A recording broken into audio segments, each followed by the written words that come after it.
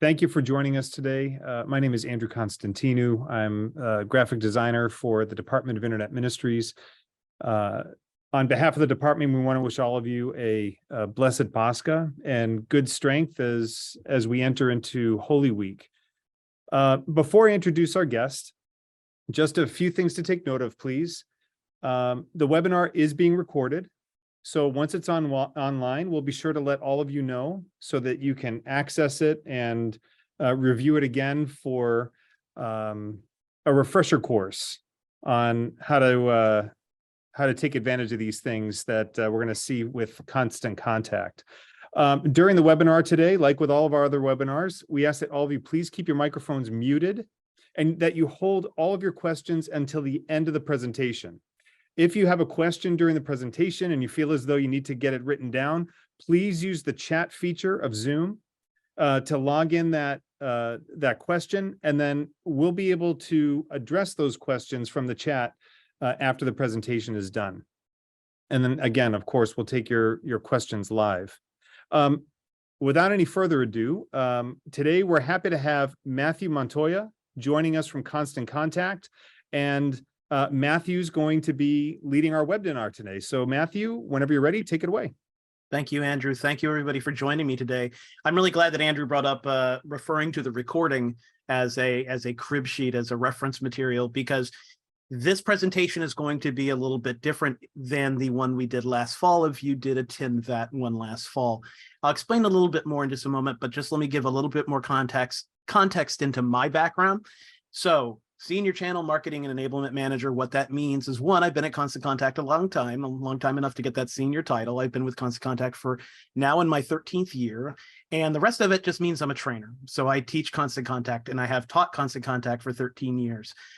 In my 13 years, I've been lucky enough to be blessed, well, in many ways, but to be blessed in the opportunity to travel the country. I've been to 48 states in these 13 years, crisscrossing, meeting over 13,000 small business people and nonprofits, and I'm honored to be in front of you today. So, why did I say I'm glad Andrew's recording and he brought up a reference? This is going to be maybe an atypical webinar than ones you've attended in the past, and this is certainly not going to be similar to the webinar that we held last fall.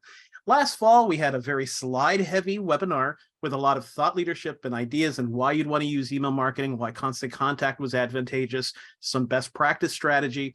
Today's webinar, I'm going to be sharing, as the invitation suggested, a lot of tools, a lot of power within Constant Contact that can help you communicate more effectively and in more ways.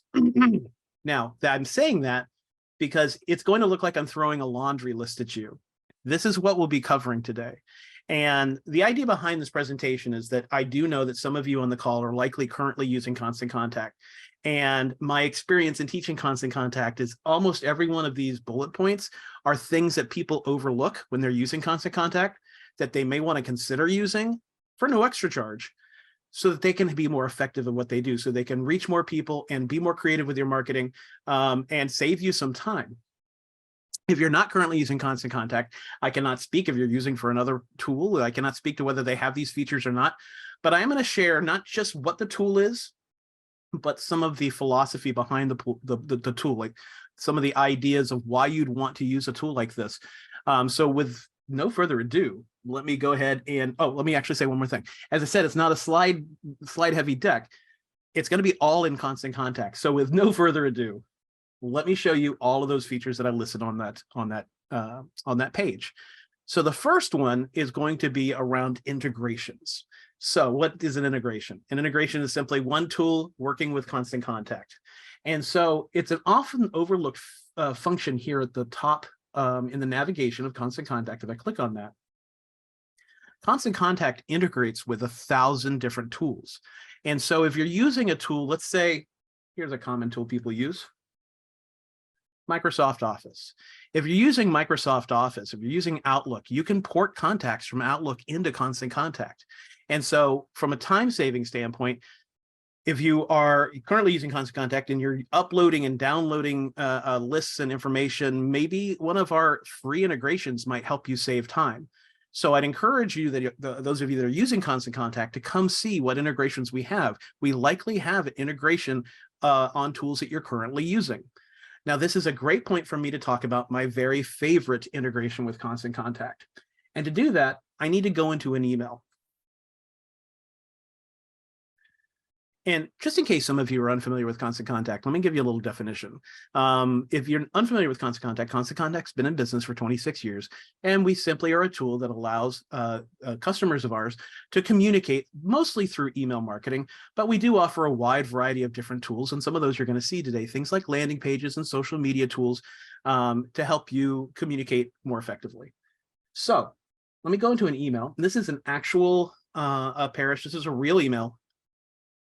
I copied it into my Constant Contact account so that maybe it would come to life a little bit more if I used a real email.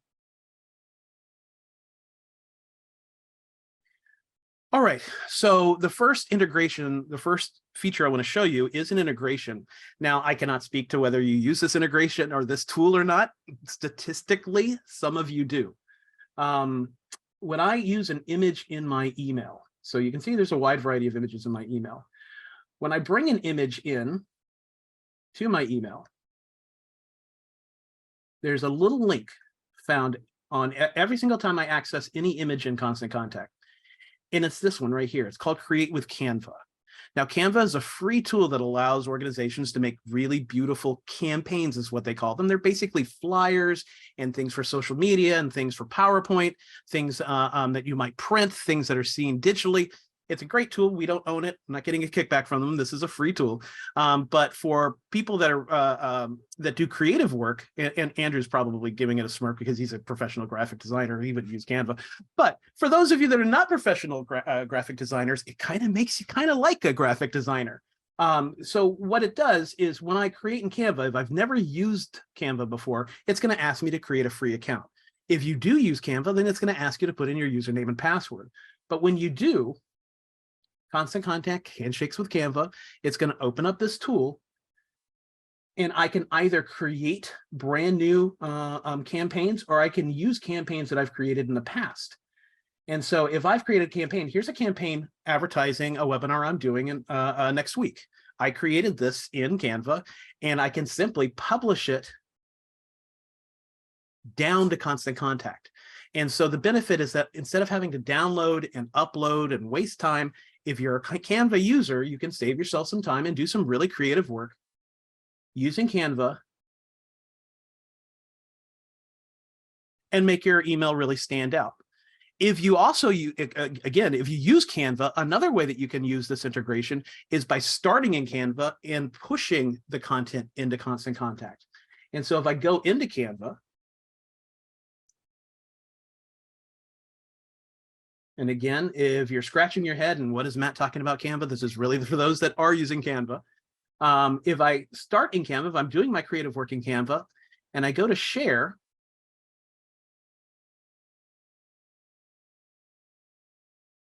I don't even have to log into Constant Contact first. I can push content into Constant Contact.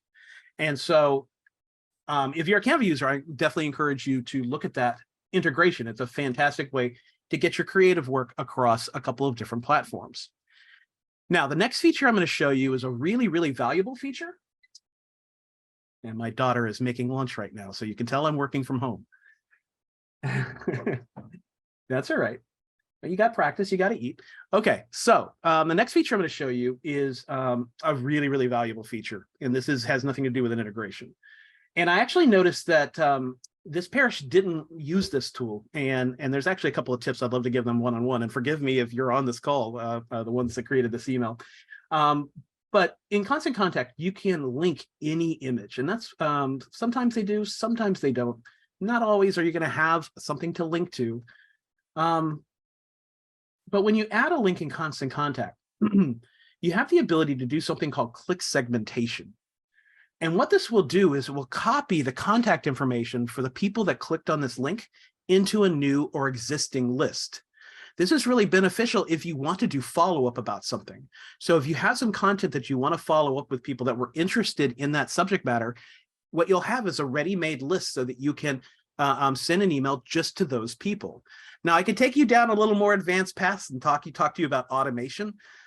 you could actually automatically send them an email, but we'll keep it simple and just say having a smaller list of people that showed interest in a particular event or a particular subject matter might be beneficial in the future if you want to talk to them specifically about that subject matter or specifically about that event.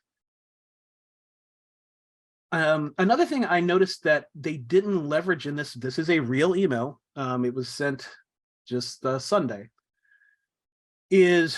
And there may be some reasons they didn't do this, but if I were advising them one-on-one, I would advise them to also include buttons. If they're going to link to something, include a button.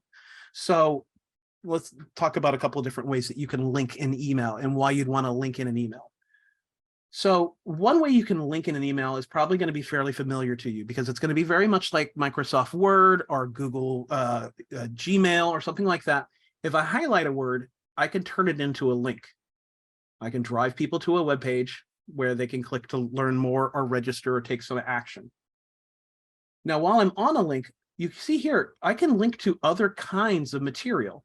So I could have a link be an email address. So somebody could quickly email someone in my office or email me to ask more questions or to get more information. You can also link to documents. And this is one thing I noticed that this parish didn't do. If you're wanting to share something like a flyer or a form, if you're wanting to share PDFs, digital paperwork, if you will, well, a document link is the way that you can attach something to Constant Contact. So if I wanted to share something that I wanted people to download, that's how I could do it. Additionally, you can actually link to a phone number. And so what that would do is if somebody clicks on, and I wouldn't do it here in this particular article, but I would do it around a phone number. If I wanted somebody to make it easy for somebody to call me or call someone, I can actually link it to a phone number and somebody using their cell phone can just hit a button and immediately call in. But let me come back to web page. So you can link to any content via text by just highlighting it and hitting link. But you can also link to any place, the same kinds of links that I showed you before, using your images. And the benefit there is some people are instinctively going to try to click on an image to learn more, to go take some action. So we want to make it easy for them to do that. If people are using a mobile device, it's certainly easier for them to click on an image than a little blue link. And the same story goes with using buttons. Now, buttons are really powerful because they're buttons and people know that they are supposed to push buttons. Buttons are also really easy to click on with a mobile device. And it's a very distinctive, what we call in marketing, a call to action. It's very noticeable. Now, to give credit to this parish, not everything they have here needs to be linked. They're really just sharing information. This is a newsletter. But if they had a registration form, if they had some information that they needed people to go take to sign up for an event or take some action, then I would encourage them to use buttons and images together to accomplish that goal. The next piece I want to show you is personalization. So we have a nice greeting here, and there's nothing at all wrong with this greeting, but you can use personalization in Constant Contact by hitting the insert button. So if I go to insert and contact details, I can have a person's name show up or any other information that you might have collected on them. So we have common things like address and first name and last name, but you can actually have it say anything you want as long as you have that data. The reason you might want to use personalization is people like to see their name. They pay more attention to content when they see their name. And it's a great way to continue a strong relationship with people. But the even better place to personalize is not the body. It's here in this little section here. So this is called the body of the email. And right up here is called the header options. Header options is what people see in their inbox. So on their smartphone or on their computer, this is what they see in the inbox. And nothing at all wrong with the subject line, but you can personalize the subject line. So you can have it say somebody's name or any other information. The benefit there is they're more likely to zero in on that email and not overlook it. We want them to read the email. So if you've collected people's names, you can have their names or any other information show up in the subject line. But unlike something like a mail merge, which a mail merge is going to be what you use for envelopes and things like that, where if you don't have information, it's just going to be a blank. I bet we've all received an email or something where it says dear blank. Well, that doesn't happen here because we offer what's called a secondary text, a backup fallback text. So you can have it say, dear family, in lieu of having somebody's name shown up in the subject line or the body. There's no way for you to have that gap because you can actually have it say something else. While I'm here in the header options, again, there's nothing per se. Well, it's hard for me to not use my best practice hat, and I certainly hope this parish is not on this call because I'm not trying to pick on them. In my opinion, as a best practice, this is considered somewhat a weak subject line because the name of the parish is also seen right here. And so in the inbox, it's actually duplicative, which is not really the strongest thing we would want to use in this space. Now, obviously, you're very different than a mom and pop pizza shop down the street. But a better choice would be to either just have weekly update or have somebody's name show up using the personalization. Or if they really wanted to be creative, now I probably wouldn't do this for a newsletter of this type, but for other kind of communication, if I needed some help, if I was hitting writer's block, maybe I'm not an instinctive writer. Another tip, another feature we have is this called recommended subject lines. And what this will do is we'll actually look at the content of the email. It'll look at the organization's name, and it will craft subject lines. And give it a second. It's scanning through the email, and it's giving me subject lines. And I can look through more. If I don't find the perfect one,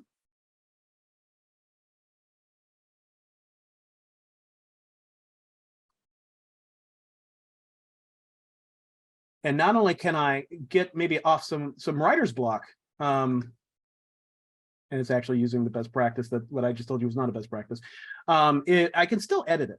So it's a great way to get you off of a writer's block situation. And there's no extra charge, again, for anything I'm showing you. This is all included in Constant Contact. One thing I've learned in my time teaching Constant Contact is most people do not know what this is, pre-header text. Pre-header text is a little bit of text that's seen next to the subject line or often under it. And generally, if you didn't watch a session like this and you left it blank, it would just simply show the first sentence of the email, which might not be very informative. In Constant Contact, you can actually craft the pre-header text to tell more information. And that's exactly what they're doing. They're giving people a little bit more information. But you can also use the pre-header text. Let me give an example of an event. So if I'm promoting an event, I want people to come to the event, I could give people a little bit of information about maybe where the event is at the top and then the date of the event in the pre-header text. So I could use the information about the event in the subject line and the date of the event in the pre-header text. The pre-header text is, you want to think of it as almost like a subject line assist. It's a way for you to craft a subject line without taking up too much space, because a lot of organizations, when they write subject lines, they'll write them too long. You want to have no more than about 8 words, and you might need to say something more than 8 words in your subject line. This is a way you can do it. And if you're stuck and you need help, we have the suggested pre-header option for you as well for no extra charge. So a very, very common thing that occurs is people will craft up an email like this, and they may send it around the office. They might have some other people look at it, but there's always something somebody overlooks. That's why we encourage you to use this feature that gets overlooked quite a bit. I'm going to come up here and I'm going to go to check for errors. So what check for errors does is it looks at obvious things that are broken, things that I didn't accomplish, and it also looks at best practices. So I have all my links made, but let me actually break a link.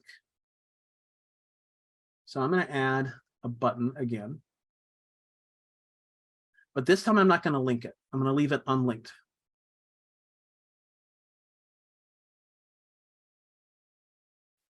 You see, now I have a note. I click on that and it's going to tell me, I missed the link. Well, where did I miss that link? Let me hit edit. It's going to take me directly to the spot where I need to add the link. So while it's great to have a couple of people review an email and give you a second or third or fourth set of eyes, use the check for errors feature because it'll help you repair things that maybe they wouldn't have even noticed. Now, while I'm on the subject, you'll see I have a note here for subject line. So it's suggesting I have an optimal length. It's not too long. I'm not using too many emojis. I'm not using too many special characters. So a lot of people are very surprised that a best practice is to limit the number of special characters, such as an exclamation point or a percentage. I can't imagine you'd use that. But you want to be careful with special characters, because too many special characters, any more than 2, and your email may end up in the spam filter where people can't see the email. So it's actually checking that for me as well. But you can see here, it's suggesting I use personalization, because personalization does cause more people to open the email. All right, so we're going to pivot away from our email, but we're going to still talk about the subject of emails. One thing that's often overlooked in Constant Contact is our sign-up forms. So I'm going to go up to sign-up forms. Now I'm going to go out on a limb that if you have a website, you probably are collecting email addresses on your website. But if you're not, for no extra charge, I sound like a broken record today, Constant Contact gives you 4 different ways to collect people's information off of a website. A pop-up form, I think you're probably all familiar with that. It's a little form that pops up in the middle of the screen. A flyout and a banner are a little less obstructive. They fly out from the top or bottom, or they sit at the bottom of a website or the top of a website. They're also animated, so they fly out. But then we also have an inline form, and an inline form is a form that actually lives within the website. So it's a form people can fill out, and all of these are customizable. So you can ask for any information that you might need. You can actually have people select what list they may want to get on, and then you can make it look like your website. So you can change the color and the verbiage to make it look like your website. But I want to zero in on this one, because there's a lot of great utility in the lead generation landing page. So much so that I pre-created one just for today's webinar.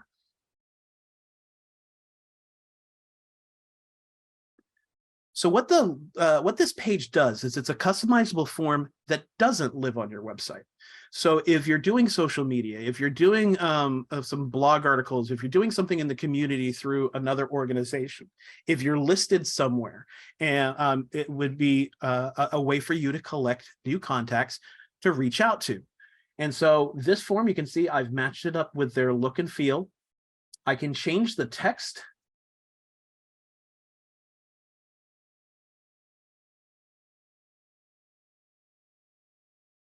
In real time, I can change what's seen here.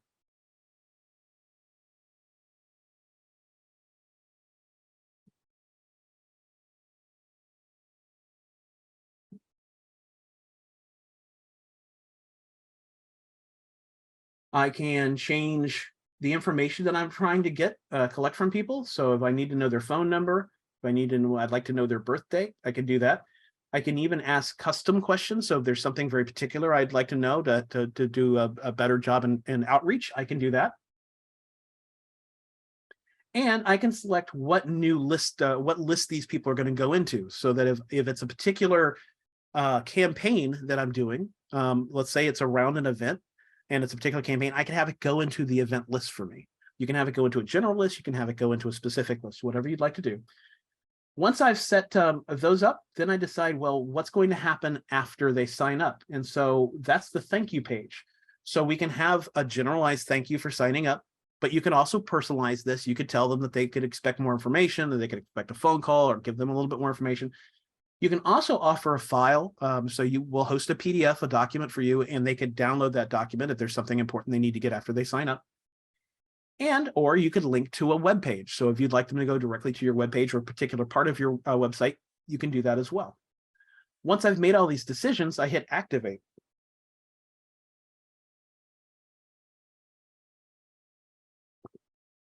Now, what's occurred is Constant Contact has now turned this into a one-page mini website. And all I need to do is share this link. Let me click on it for you. I would share this link on social media. I would share this link on other social media. So perhaps you're doing something in the community or with partners, and perhaps they'll let you grow your list there through blogs, through signature lines of Gmail, Hotmail, Outlook, tools like that. It's a way to grow your email marketing list for no extra charge. And you can have as many of these in Constant Contact as you want. So you might have them across different kinds of campaigns or initiatives that you're doing to help you grow your list. And this idea is called segmenting, of having lists of people that are unique to the particular thing you're trying to accomplish. And so this will help you do that as well. Now, one thing I noticed when I was researching this parish and pulling together this content was that they, and maybe you don't, I'm assuming you do, but they do quite a few events in the community. And one thing I did notice is that they weren't using the Constant Contact event tool, and that's okay. It is included in Constant Contact. And one thing I was sharing with Andrew before the call is what we would love to have users of Constant Contact do is instead of having to go to this website and that website and have this password and that password, and have all of these tools that you're trying to use, perhaps Constant Contact already has those tools built in. And in fact, that's where I'm going to go next, is that Constant Contact has a tool that would help this parish for no extra charge. And I suspect, based on what I saw, they may be paying for the tool they're using. And so this one is going to be a little tricky for me to explain to you. And I'll tell you why in a moment. So I noticed that this parish was having a principal pay down dinner dance. So they were fundraising to pay the principal on their mortgage. It looks like it's an annual event. I saw at least 2 years of this event online. And so what I did is I took the marketing, the registration and all the materials that they created for their dance, which is coming up, and I converted it into Constant Contact world. And so to do that, I started a type of campaign. So email is a campaign, event is a campaign. I created a campaign and I put in all of the basics from this real event. So I put in their date, I put in where it is, I put in the contact information. I explained to people what the event is. And then because this is a fundraising event, they offered a variety of different options to people. So there's a ticket price for this event, but then they also are offering ability for people to just flat out donate. And so I recreated that. They are not offering any kind of discount codes or free options. And then the last thing I mirrored is the registration. And so when you create a event through Constant Contact, we create a registration form for you. And so I can select what information I want to gather when people are registering, and I can create what this registration page will actually look like. So without doing any further edits, this is what the registration for this event would look like when I publish it. I could change the colors, I could add some more information, but you can see here that people can put in their information and then determine whether they're going to donate or buy a ticket. You can see the pricing change. We do give them the ability to register for a newsletter if they want the newsletter, and then I can hit continue and they register for the event and pay for the event. On the administration side of Constant Contact, let me make this live. As people register, I would see this color change green. I would be able to click into that and I would be able to see who's registered. I'd be able to see how they paid, how much they paid. I'd be able to resend them a ticket. If you were doing tickets, I could resend them a ticket via email. So I can track the event as it's getting closer and closer and know how many meals I might need or other kinds of material that I might need for the event. And you can also stop the event. So one thing you can do is if there's limited capacity, I can actually say, I don't want registrations past 35 people or 100 people. So you can actually set that. Once I turn the event on, we get an event URL. And this is what I would share to have people register for the event. But I'm going to show you a little advanced tip that is really, really helpful. And it bridges together yet another feature that a lot of people overlook in Constant Contact. So when I was teaching you about email, and I was talking about the different ways that you could link in an email, one thing I told you was that Constant Contact has landing pages as an option. And that's what I built for this parish.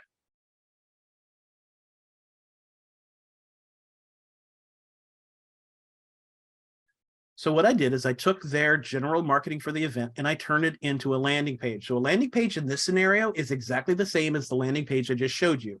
The way that we collected those email addresses, it's a one-page mini website. Now, what I would do to this landing page, and you can see it looks just like our email editor, so I can change the text, I can add imagery, I can change the background and the colors. And here's buttons again. Now, what I could do is I can link this button to the registration page that you just saw me create. Now, when I turn this page on and I activate it, once again, I will get a URL, an address that I can then share on social media. I could then share in my email. I could then share through a blog or through the community to have people register for the event. Now, this actual event, they have a lovely little web page through the tool they're using. It's just, to me, if they are paying for that, that seems a little silly because they already have Constant Contact and they're paying for an event tool. Two, at minimum, they're having to create one thing over here and create another thing over here, and they don't talk to each other. And then lastly, in my opinion, I was able to make something a little more creative than what I saw through the tool they were using. Regardless, this doesn't cost anything more. This is included in Constant Contact. And if you're doing events, this is a great functionality. But if you really want to just have a one-page mini website for anything, if either working with web developers takes a long time, or the web technology, there's nobody there to help, or this is just going to be something really quick and you just need to get something out, our landing page tool can be used for events or not. It can be used to communicate and link to in your email or social media. Now, the next feature is going to be a little advanced. Maybe this has all been too advanced. Maybe this has all been too simple. One tricky thing about virtual training through tools like Zoom is it's a little tough to gauge the room. But this one is a little advanced, but it's a really important feature to show you. So I'm going to go here to Contacts.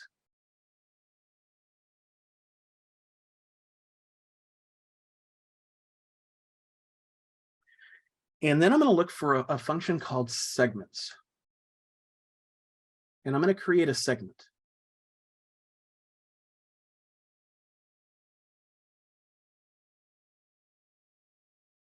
All right, so I briefly touched on the concept of segmentation, of taking a large group of people and breaking them up into smaller groups of people so that I can send messaging and information to them based on whatever specific thing I want them to know. So that might be geographic, that might be demographic, that might be based on the different initiatives that you have going on. There's a lot of different ways that you could look at a large list and want to break it up. And so what this tool will help me do is break up my list. It'll keep my main list, but it'll allow me to break it up into smaller groups. And so what are some ways I can break it up? Well, I can break it up by contact activity, meaning I want to send an email to people that did not open any email in the last 45 days, 30 days. Perhaps I want to do some outreach to people that aren't paying attention to me. Maybe I want to do something different, send them a slightly different email, get them on the phone, send them something by mail. Or let's do one by geographics. I want to break up my list by zip code or by state or by city. As long as that data is in Constant Contact, as long as that information is in Constant Contact, we can break up the list by that criteria.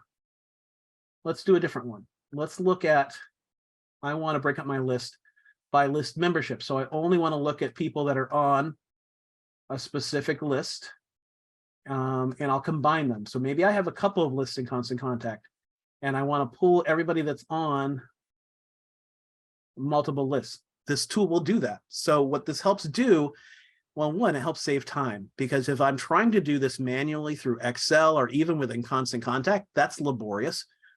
But it also helps you maybe think a little differently about your contact database anyway, because if you're trying to do something very targeted, meaning I only want this to reach Southern Illinois, I only want this to reach South Carolina, I only want this to reach this particular city, I only want to reach this particular group of people, this tool will do that. And you can stack these on top of each other. So if I want to look for, say, very active contacts, they've opened every email in the last 30 days, but I only want to look at people that are on a specific list, and I only want to look at people that live in a specific state, I can do that. So it's a way of helping you take your big list and carve it up into smaller lists. Now, once I save this, it's saved permanently in Constant Contact for me. So these are all of my segments, and I can do a couple of things with this. So I could add these people to a new list if I want. I could quickly send them an email if I want, But an additional functionality that's overlooked in Constant Contact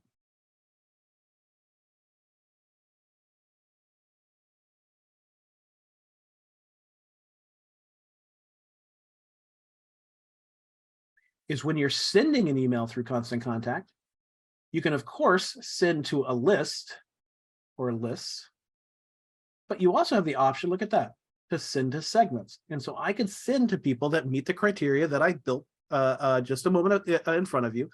And it saves me from having to move people around lists or think through any of this. Constant Contact will do this for you automatically and constantly. My last tip is around social media. So I'm going to go here to social.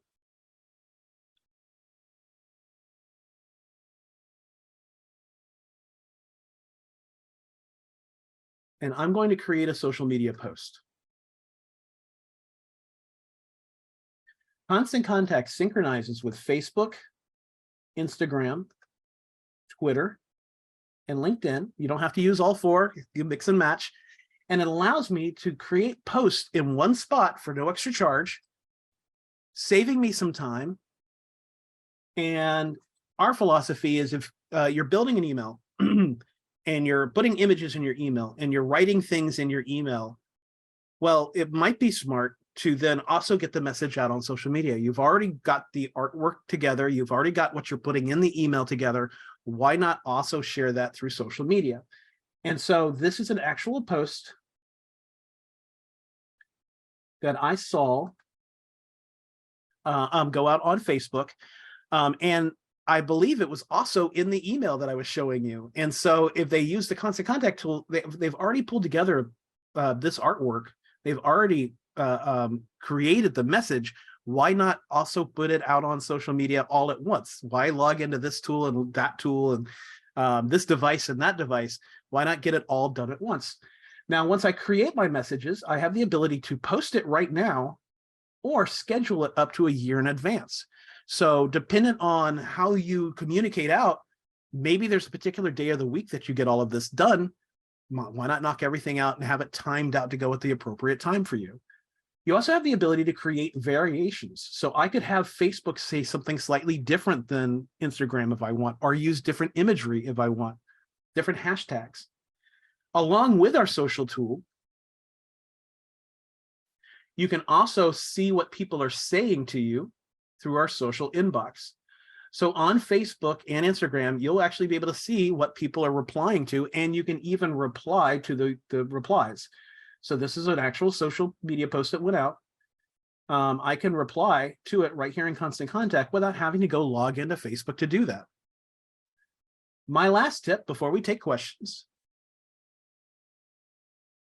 is a way to combine nearly everything I've shown you into one an easier to use flow. So let's take the email. All right, so I've got the email that we worked on earlier, and if I go to actually I need to use a sent email, so I won't be able to use that email. But if I go to sent email and I go to these three dots, there's this share right here. Hit share on social. Guess what's going to open up? So I can share emails I've created with just a few touches of my button on my finger on my mouse. I can share an email I've created out through social media, saving me some time. If you've already put the effort into building an email, you may want to just share that content on social media too. Let's go to the landing page that you saw me create. So here's that contact growth page. Share.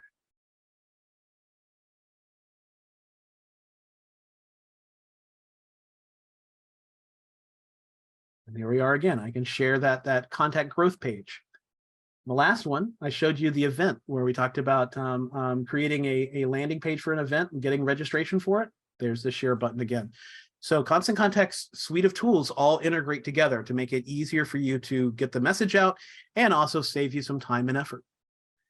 With that, Andrew, one thing I'll stress is if you're interested in signing up for Constant Contact, you want to contact the Department of Internet Ministries. And I think that's a great segue to our questions and for Andrew to unmute. Well, thanks, Matthew. That was a terrific presentation. We have one question here in our chat. errors option that you did a demo of. I believe that was when you were putting together an email. So he's asking, where can you find that? All right, within Constant Contact, when I am in the email,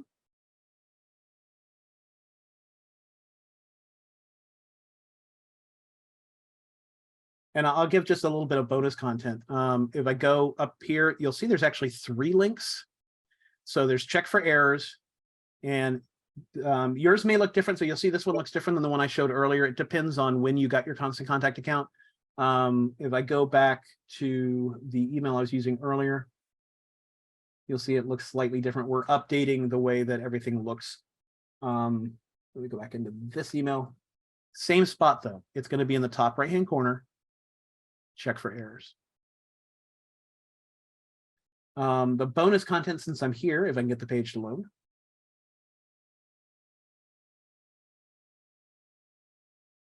There are 2 other often overlooked links here. Preview will do what the name suggests. It'll allow me to see the email as it will look on a desktop computer, and it'll also let me see the email as it will look on a mobile device.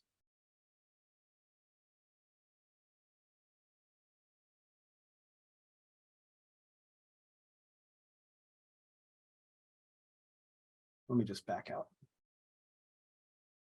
And of course, it loads the second I give up.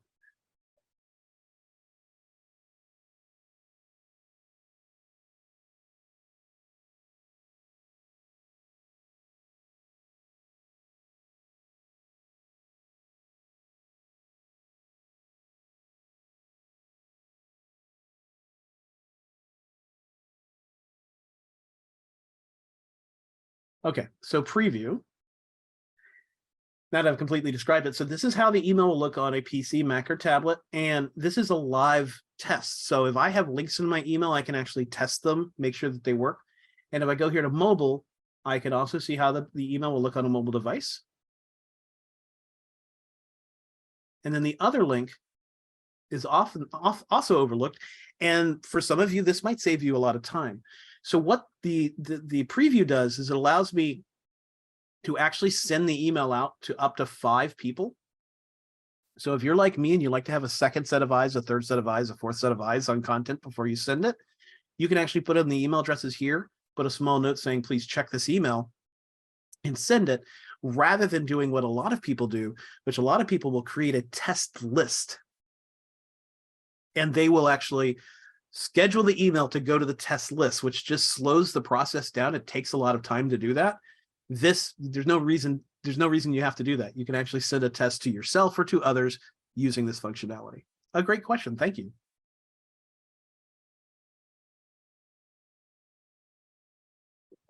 Any more, Andrew? I forgot to unmute. That's it for questions in the chat. If anybody has any questions that they want to bring up now live to Matthew or to our Internet Ministries team, you're more than welcome to do so. I have a question, 2 questions actually. One, you talked about when you do forms, and you said at one point you capture the name of people that are interested in registering as well as their payment. Do you also capture, can you also capture their credit card information, et cetera? Is that part of the package?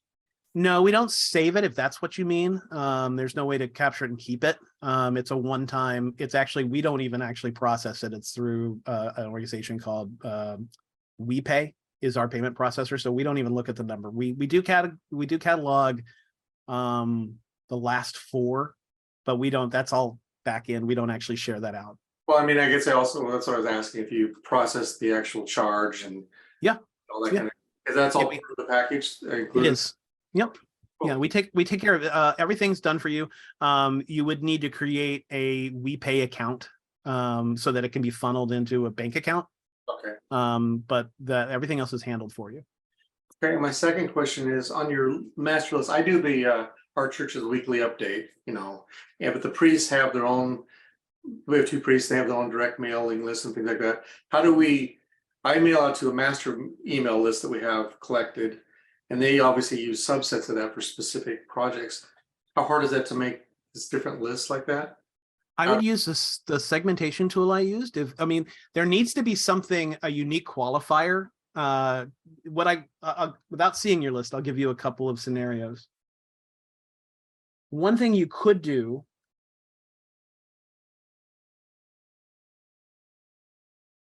let's pretend, we go into a list. Let's pretend that this is that master list since I have 67 people on it. You do have the ability in Constant Contact to select multiple people, and you can either migrate them to a new list, or you can add tags. And tags allow you to sub-segment. So I could call this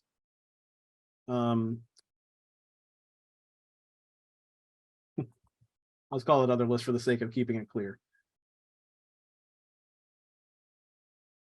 Now, in this example, these people that you just saw me select, they're tagged. And the way I describe tags is ideally, you know that you can tag a person's name on a photo on Facebook. You're applying an attribute to a particular group of people. And so what you might do is tag that group of people if you know who they are. And you can do a couple of things with that. One, when I was showcasing the segmentation tool,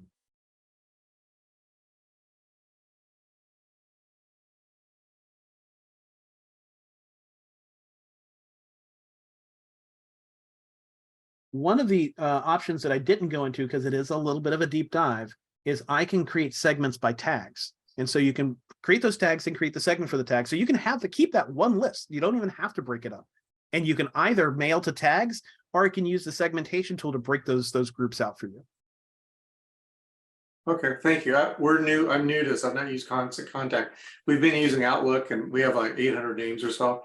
We just had a problem where our email database got tagged as spam through Microsoft and everything, so nobody could receive our emails. Right. It was 2 weeks to get that all straightened out.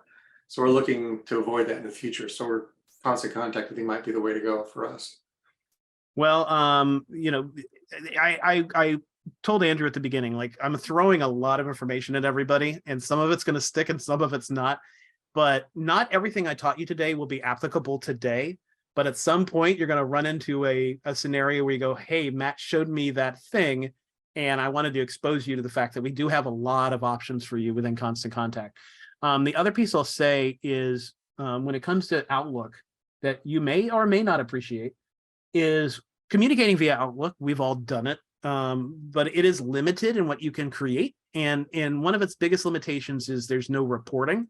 Now, some of you might say, well, I don't care. Well, maybe you should, because knowing how many people I'm reaching and how effective the message is actually pretty important.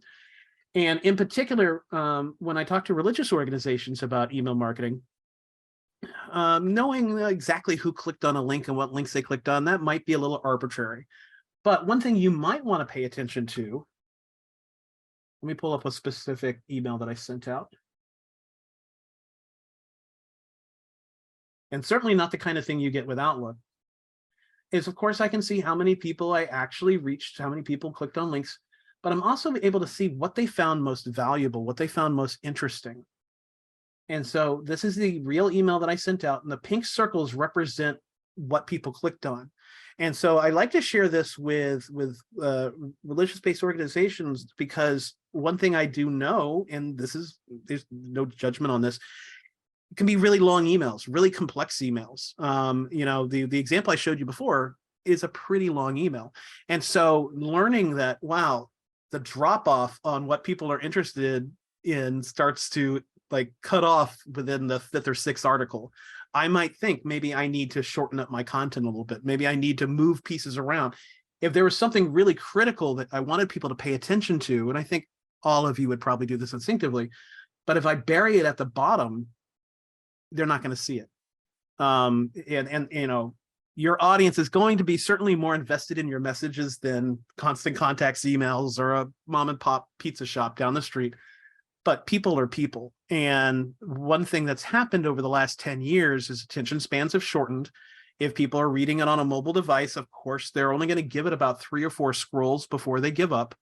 And even on a PC or desktop, because of the way the mobile devices change people's attention spans, even on a PC, Mac, their attention span still shorten.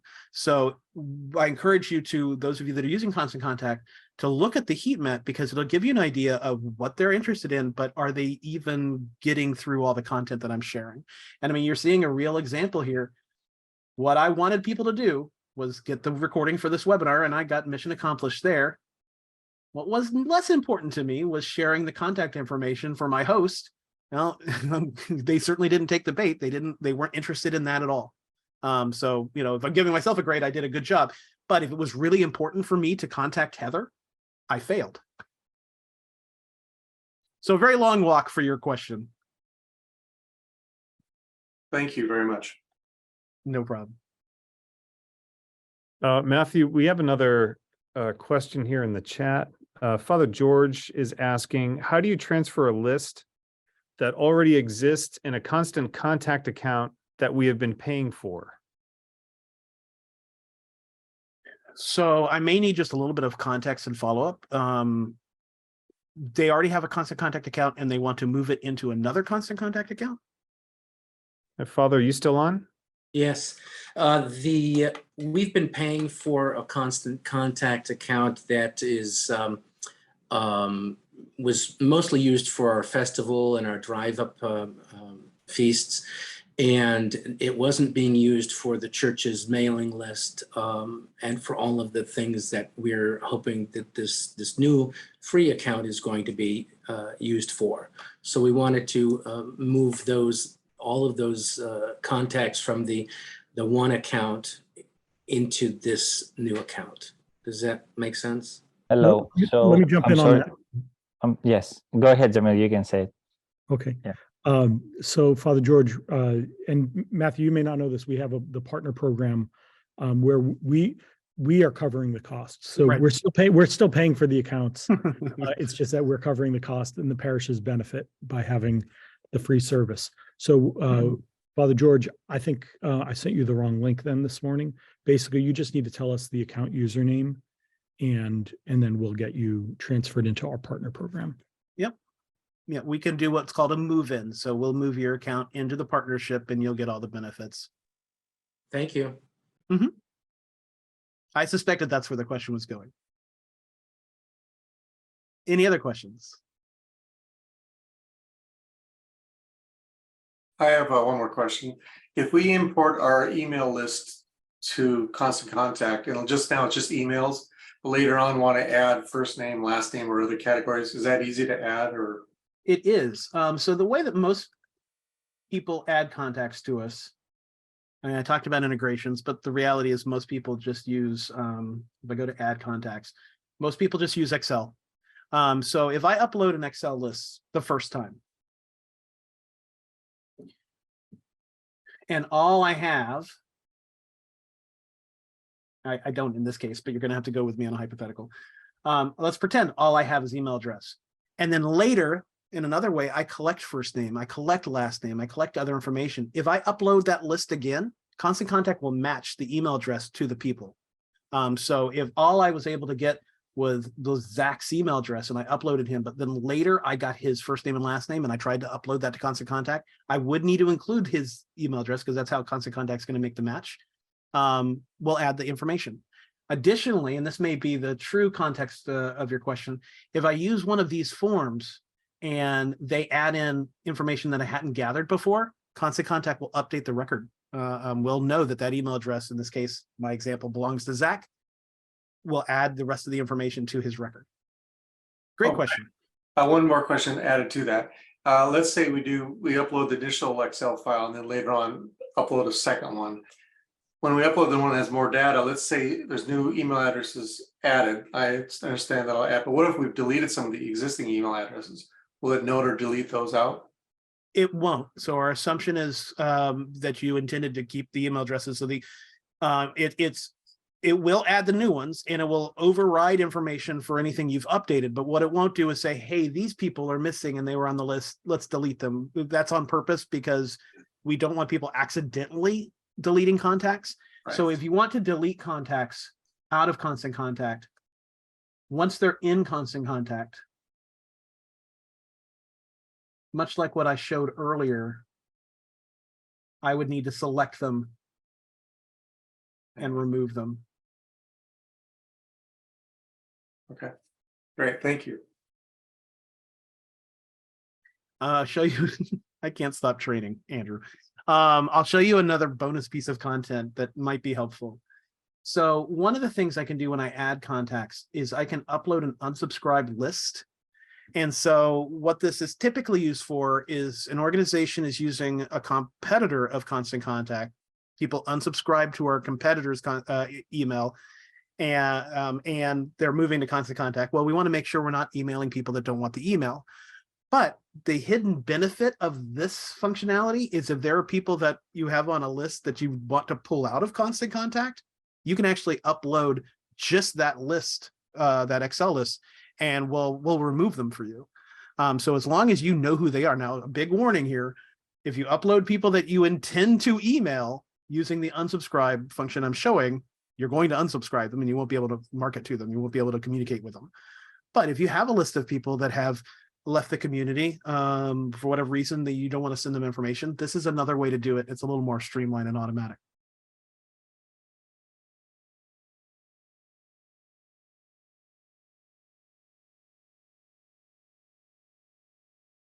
We do have one more question here in the chat. Father Constantine is asking about the landing page that you created.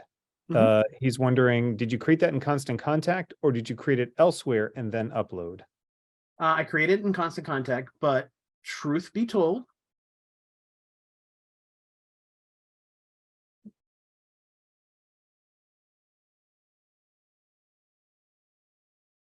so this is all within Constant Contact. I created, 90% of this. Now, what you may be asking is this graphic here. This is a graphic for the actual event. So I actually just downloaded their graphic. I could have made this in Canva. It would be something, an example of what I would create in Canva, but they created this. So I wanted to keep this as real world as possible. So I used their actual image, but the rest of this, everything else you see is stuff that I created based on their real event. And even this background, I had noticed, how you see how they have this nice little cutout for their background. So what I did is I used Canva and I pulled that piece of imagery out and I added it as a background. So within Constant Contact, and this is true in email, it's true on landing pages, you can, this is going to look horrible, but I'll do it. You can make anything a background. And so what I did is I just mirrored the lovely look of the flowers to give it just a little more creative panache. I have a follow-up question to that as well. Are there videos or something that can teach you how to do that? Because I've tried creating things in Constant Contact and it has utterly failed. In terms of the background, there is. So one thing I'd encourage everybody to get familiar with, and I'd be willing to bet you've done this, but if I go to help, we have a fantastic FAQ repository. And if I go, see what we get for background, add a background image to an email. We'll give you step-by-step instructions. So generally, let me just give a little bit of graphic design advice that Andrew would probably smirk at. Generally, you wouldn't do a background like I did here. The graphic was big enough and also simplistic enough that it actually kind of works in this model. But if I start adding more and more content to this, you'll start to see the limitations. You see how it's tiled? And that kind of looks bad. And so generally what we advise is you create small tiles, especially ones that kind of overlap like this, if you want to get a really nice effect. We do mention a link here in this article there's a great repository of free tiles that you can use for your backgrounds. Another tip when you're creating, we'll pretend this is an email. If this is all over your head and you really don't want to get into graphic design at all, we do have some backgrounds that are built in just to give it a little more style, and it will carry the color. So if I let me bring in something noticeable. We do have tiled backgrounds for you without you having to do anything. But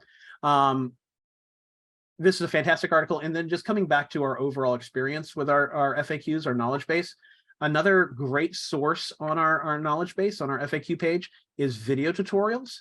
Mhm. And so if you're like me and you don't have the patience to read a lot of content, these are 2-minute, 3-minute long videos.